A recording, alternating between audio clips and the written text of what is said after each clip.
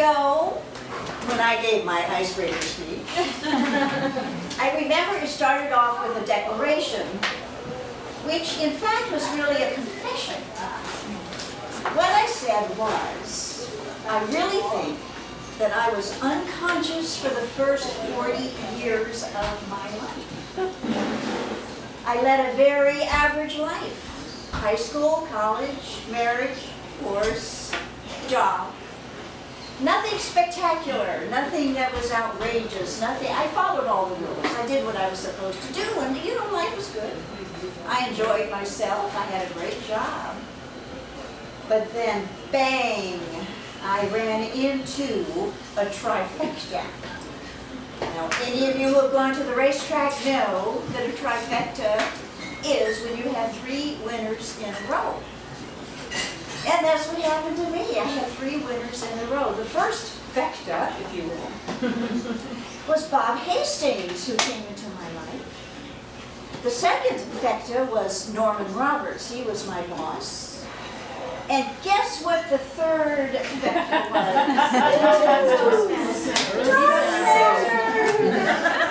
Those 3 things came together at all about the same time in my life, and my life was changed forever.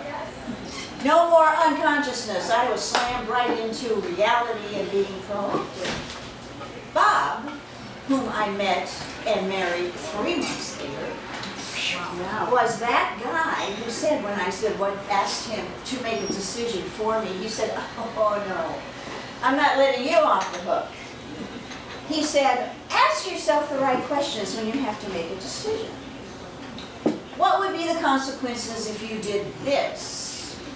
Or what would happen if you did that?" He said, "Do some research and come up with your own decision." Well, that was life-changing. And then he added, "But don't ever do anything too hasty." This from the man who proposed 3 months after. The second factor was Norm Roberts. Now, he was the general counsel for a Fortune 100 corporation, and I was his assistant. Norm was so busy lawyering that he dropped the administration of this law department into my lap, 60-plus employees. So I was an acting human resources director, hiring and firing. I was a CPA kind of like. I did a budget in the amount of $10 million annually and maintained it. And I was the purchasing agent because this was during the time that computers were coming into the world in business, and so I had to buy equipment to keep up with what was going on in the world at that time. And then, of course, Toastmasters, speaking in front of groups of people, conquering that fear, taking on leadership. My God, everything was going so well that I was so full of self-confidence that my family and my friends wished I would have given it a rest. However, I was on a roll.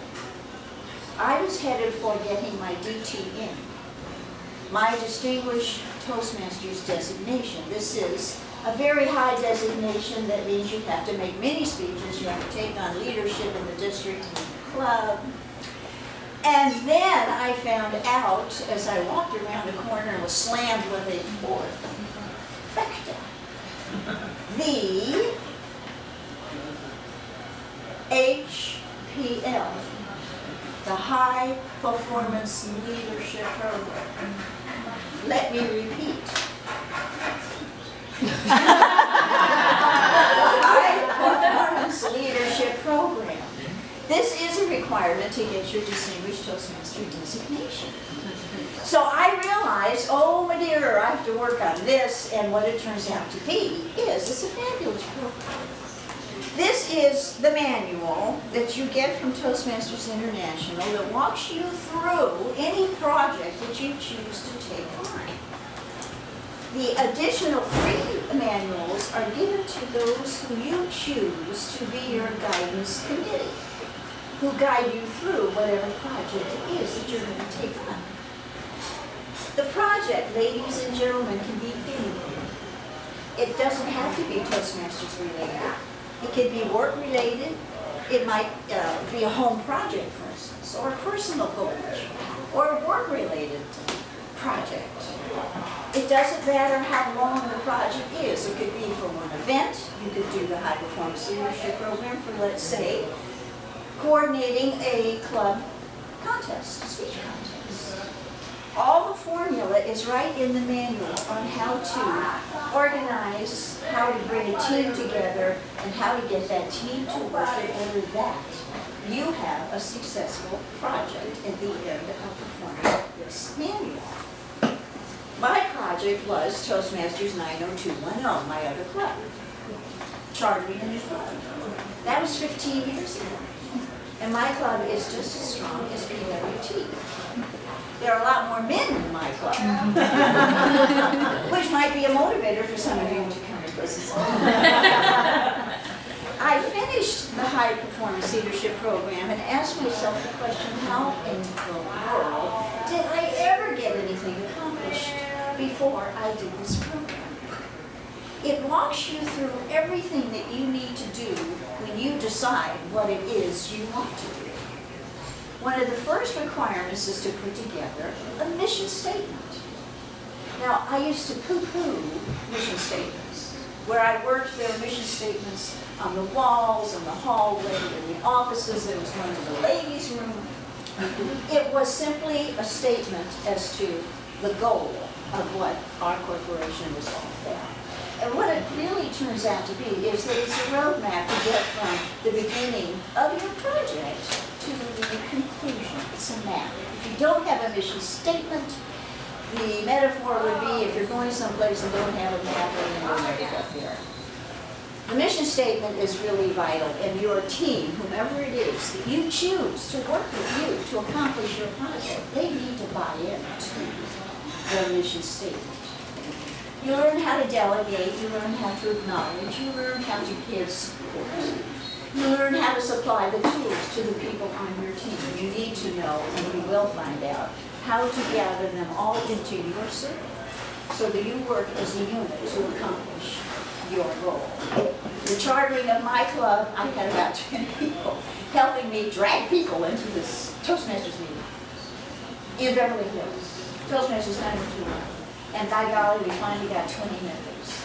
We now have 50, just like PWT. We keep pulling them in, and they keep coming. You leave a legacy. But here is the whole point of what this is all about. If you are at a spot in your life, in your work, where you have let slam into that work, where perhaps that ceiling that is made of glass is descending and crashing down upon you rather than you going up through it. If you've gotten to a stagnating place, then, if the horse is dead, get off. I remember attending a seminar in Seattle, Washington, years ago, where Andrew Young was one of the speakers. Now, Andrew Young was our former United States representative at the UN, and he also, for 2 terms, was the mayor of Atlanta, Georgia. He was the speaker, and he was riveting, and he was giving a motivation speech. He was giving an inspiring speech, and he was the one who said, if the horse is dead, get off.